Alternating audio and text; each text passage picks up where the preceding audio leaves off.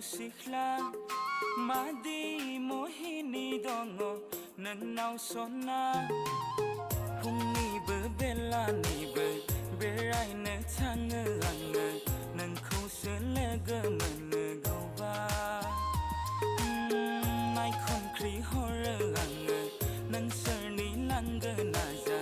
nang khone nu hor go ba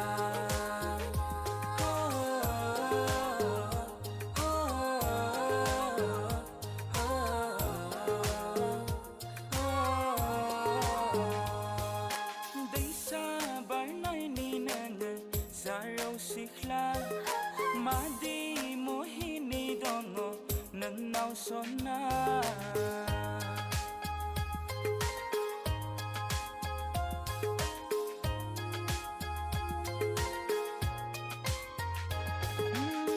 mabela sedang genang jaya nang khone nai hai bai na undu bla be sao bayan thaya nang khone sa nei na serba phir nai phai bai dang sar jang ba thang pha bai dang sanna ne gang horau bu undu langa sanau bu thane sukwa nang ni ne khatha khau sanna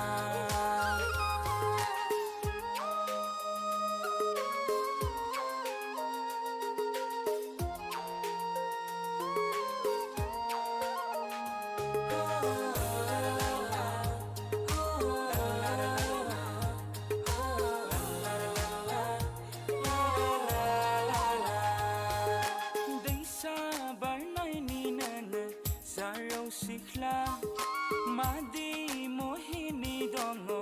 nanau sona hungni be bella ni be